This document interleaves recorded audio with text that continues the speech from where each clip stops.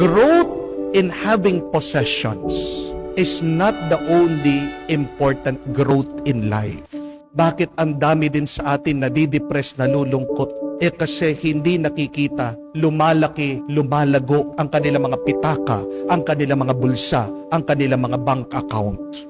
Mga kapatid, ang paglago ng pera sa iyong buhay ay hindi lang ang paglago na mahalaga. If you are growing spiritually, if you are growing emotionally, if you are growing intellectually, then those are also important growth. And God sees that. Tandaan niyo po, hindi lang ang paglaki ng iyong bank account, paglaki ng iyong ipon ang mahalaga sa buhay na ito. Dahil itatanong ng Diyos sa atin pagkatapos ng buhay, what have you become? Anong nangyari sa iyo? At sa tingin niyo po ba, ikatutuwa ng Diyos yan? Na maipagmalaki natin sa Kanya, Panginoon, nagkaroon ako ng milyones. Anong isasagot ng Diyos sa atin? Kawawa yung mga nag-ipon ng marami, pero sila ay pobre sa harap ng Diyos.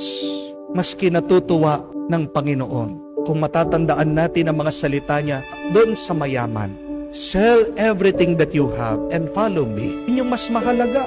Mag-ipon ng kayamanan sa langit kaysa dito sa lupa. At paano natin magagawa yon? Sa pamamagitan ng ating pagmamahal, sa pamamagitan ng ating paglilingkod sa iba.